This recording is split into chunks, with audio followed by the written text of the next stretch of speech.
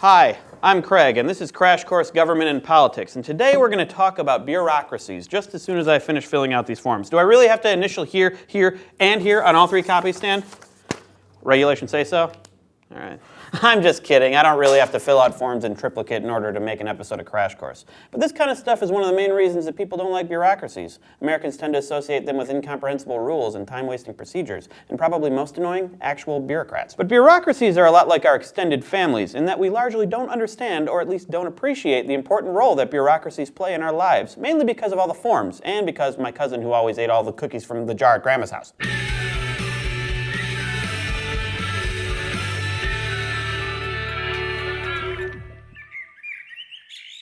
So what exactly is a bureaucracy? I don't like to do this because I'm arrogant and lazy, but sometimes it's helpful to go to a dictionary when you need to find out what a word means. So here's a serviceable political science-y definition. A bureaucracy is a complex structure of offices, tasks, rules, and principles of organization that are employed by all large-scale institutions to coordinate the work of their personnel. 2 points to emphasize here. First, bureaucracies are made up of experts who usually know more about the topic at hand than you do, and who are able to divide up complex tasks so that they can get done. Second, all large-scale institutions use bureaucracies, so the distinction between big business and big government is, in at least this respect, bogus, or what I like to call a false dichotomy. Is that too pretentious to say false dichotomy, Stan? I don't care. I'm saying it. False dichotomy. So if people hate bureaucracies so much and compare them unfavorably with Google and Amazon, why do we have them? Well, the main reason is that bureaucracies are efficient. They make it easier for government to accomplish tasks quickly and to basically operate at all. In the US, federal bureaucrats fulfill a number of specific important functions. One, bureaucrats implement the laws that Congress writes. Have you ever read a law? They're pretty complicated. It's a good idea to have experts who can interpret them and put them into action. Two, bureaucrats also make and enforce their own rules. But this isn't as action hero-ish as it sounds. And three, they settle disputes through a process called administrative adjudication, which makes them kind of like courts. Now, since I know that all of you have been paying extremely close attention to these episodes, you know that at least two of those functions are problematic in ways that go beyond making rules that seem Byzantine or stupid, or both. Byzantupid. The big concern here is the separation of powers, which you remember is the idea that power is divided between three branches of government. Technically, the federal bureaucracy is part of the executive branch, but it's so big that it dwarfs the other two branches and can easily overpower them. Much like I overpower this eagle. That's right, eagle.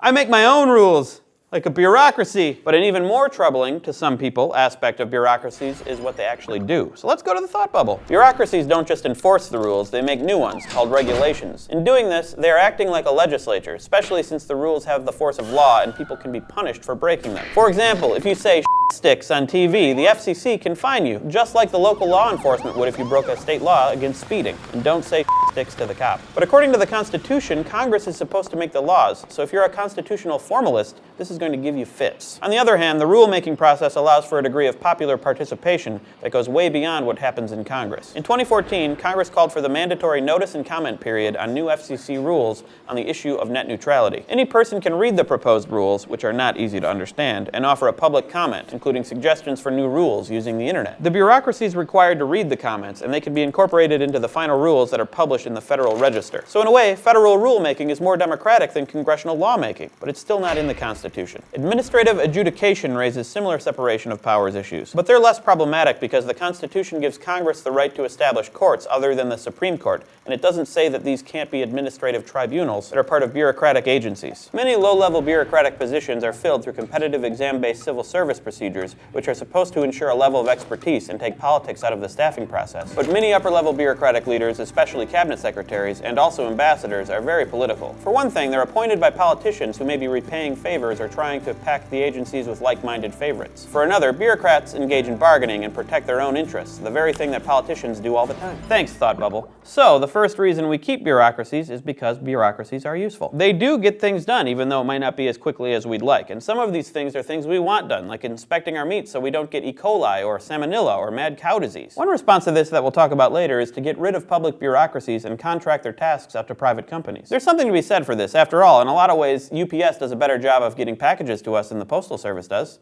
And I also have a lot more fun at the private bowling alley than the public one. There's no such thing as a public bowling alley.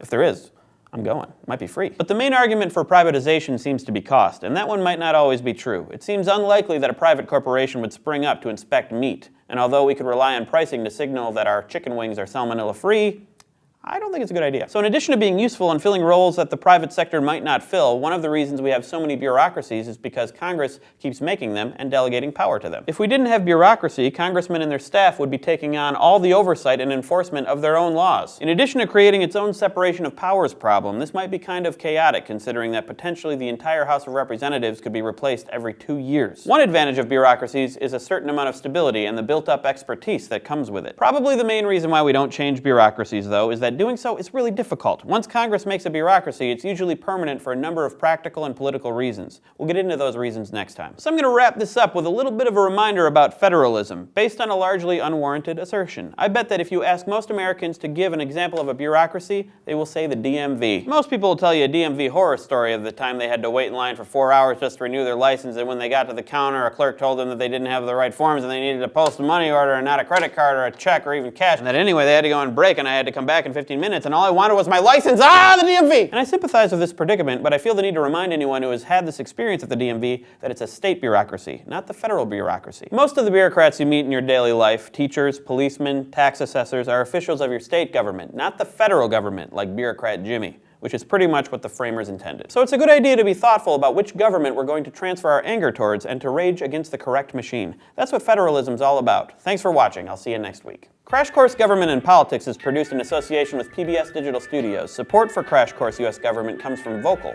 Vocal supports nonprofits that use technology and media to advance social equity. Learn more about their mission and initiatives at vocal.org.